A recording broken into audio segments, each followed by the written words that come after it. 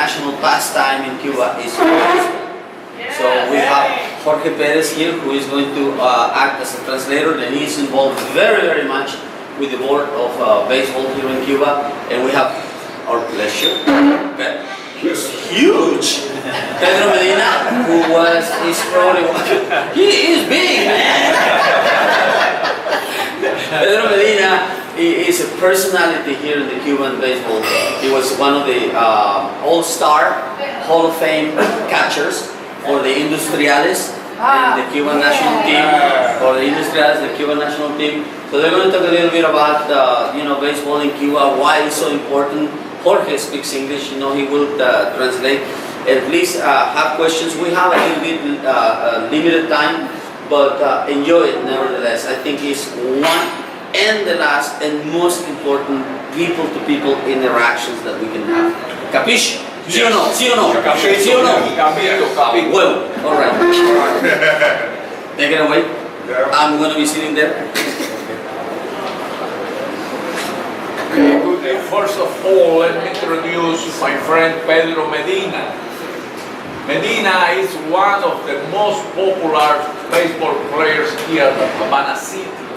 If you try to walk around with Medina, it's just impossible. Because everybody wants to say hi Medina, or take a picture, or overall ask Medina to come back to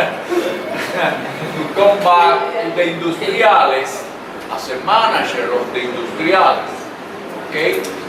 Industriales is the baseball team of Havana. It's the Yankees of Cuba. Like the Yankees for the New York. And in the major league in Cuba, Industriales is one of the most popular teams. But it's like the New York Yankees, you have two choices. You love Industriales or you hate Industriales. It's like the Yankees, it's the same thing. But like the New York Yankees, Industriales is not more in the winning way. It's a losing team. That's why everybody asked Medina to come back as a manager of the Industriales. Because Medina was a great baseball player, but was a successful manager of the Industriales. Talking about Cuban baseball right now here, it's important to know the history of the baseball in Cuba. It's a beautiful history. Its history starts at 1864, okay? Yes. Long time ago. Remember, in that moment, Cuba was a colony of the Spanish crown, okay? 1864. In 1864, the national sport in Spain was the bullfighting. Yeah. Not football, nothing. It was no soccer, no bullfighting. Bullfights. And Cuban people didn't like bullfighting. If you ask the bulls, I am sure they didn't like it. So, in 1864, one Cuban student from Alabama, from Mobile,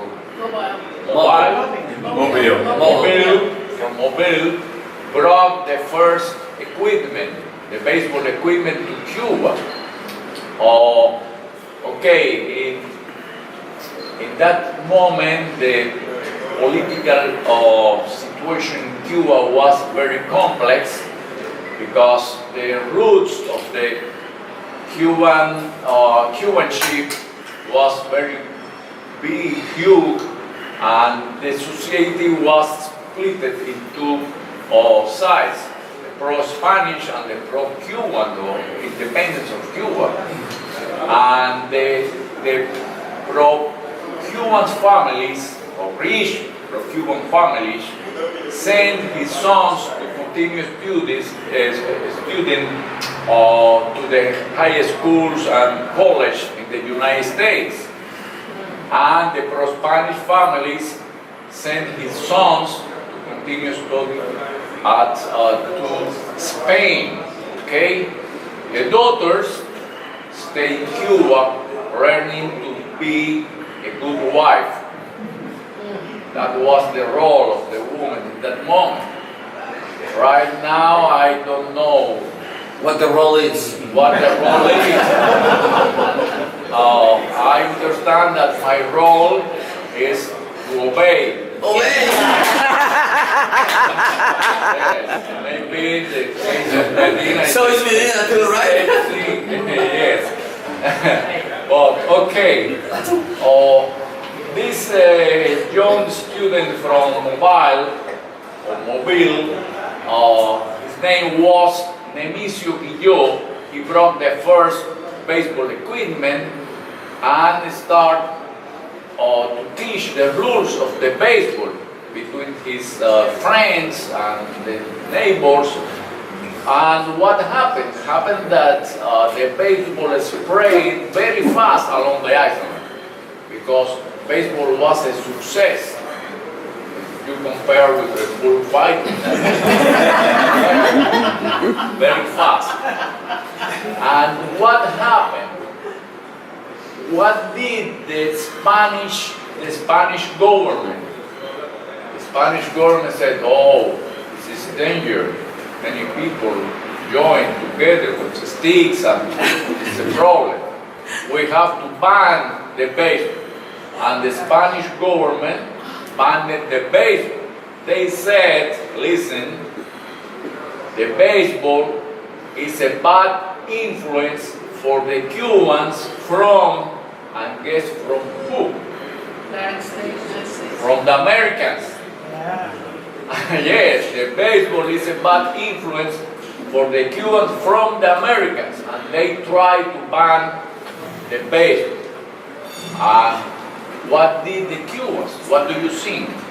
The Cubans stopped playing baseball? No. They keep playing baseball. And the Mambises were the fighters for the independence of Cuba. Historian says that the Mambises played baseball in the forest between one fight and another fight. And that explains why baseball is passion for most of the Cubans today. Because even the Mambises fighting, they had the time to play baseball. So, one of the friends of Nemesio Guillot, the name of this kid was Steven Villan. Well, the real name was Esteban Villan. Esteban is the Spanish name of Steven. But Esteban moved to New York. Okay, the family paid and he sent Esteban to New York to continue at St. John's College at the Bronx, New York. And Steven, at the time, became the first Latin player to sign a professional contract in a major league in the United States. That honor belongs to a Cuban player, Steven Villan. Okay, the name changed. Steven Villan. And Steven Villan, it was in 1871. 1871. He signed a contract, a professional contract with the New York Haymakers.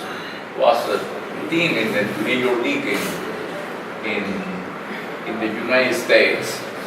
Steven Villan passed to history because he was the first, the real Steven Villan was not so good baseball player.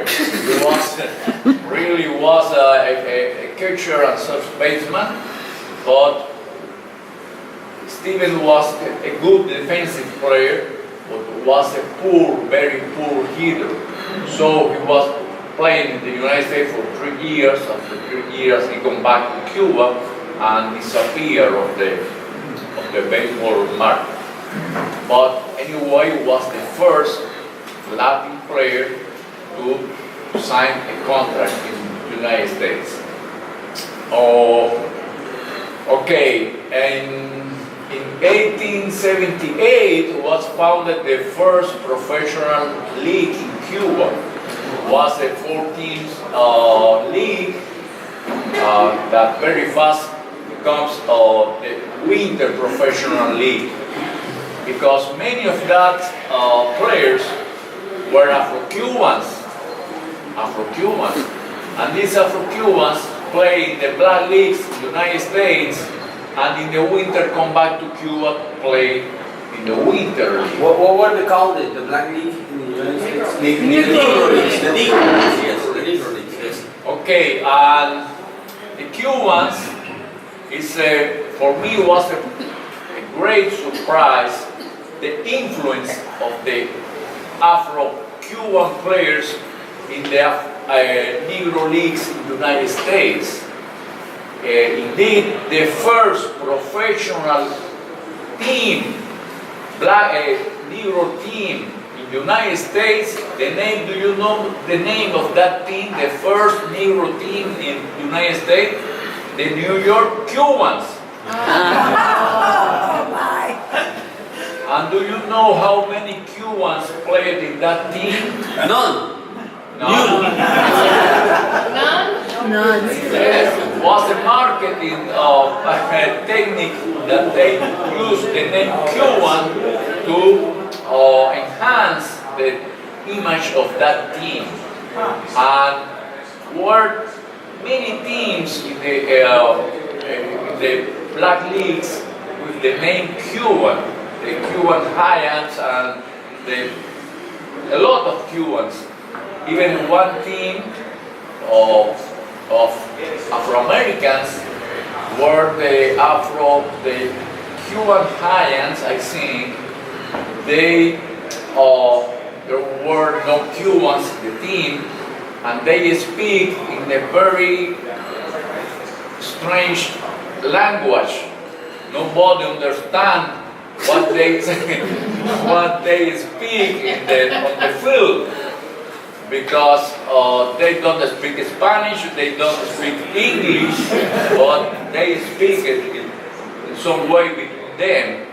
And they try to be near or close to the Cuban image to avoid the problem of the racism in the United States. They think, if you are Cuban, this problem will affect us. Okay, let me continue in Cuba.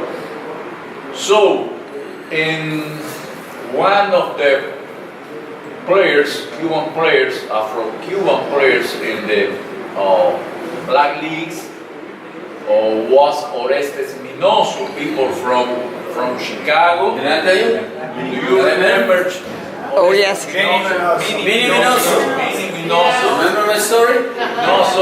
Minoso played at the black leagues in the United States, and after Jackie Robinson, remember, was the first Afro-American to play in the major league in 1947. 1947. And Minoso was signed with the Cleveland Indians in 1949. Minoso was great, not like a player.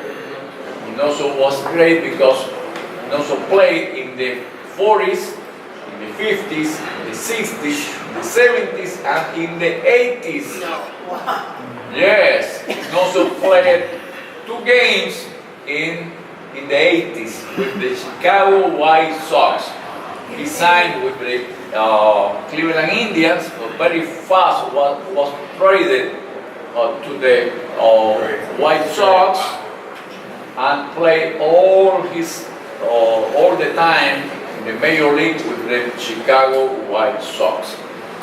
Okay, but a very important moment was after the 1900, because in Cuba the professional league was integrated after 1900. Dale, sigue platicando. Okay, after 1900, but after 1920, the superstars of the black leagues in the United States start coming to Cuba to play in the winter here in Cuba. And in that moment, the best baseball in the world was played here in the winter professional league in Cuba. And happens that the Philadelphia Athletics, after they won the major league in the 20s, they visit Cuba to play 7 exhibition games. Okay, the champions of the world, the winner of the World Series. And what happened? They lost. They played 7 games. How many games do you think they won? None. None. They lost all the 7 games. Why? Okay, they found here Satchel Paige, Josh Gibson, Carter, and many others superstars from the black leagues in the United States. And the commissioner of the major league decided ban the visits of the winner of the major league to Cuba. They said no more change. The winner of the major league can't play in Cuba exhibition games. Maybe the last place of the championship they can visit, but the winner never. So in 1962, the professional league in Cuba was banned by the Cuban government. Remember the Cuban Revolution won in 1959, okay?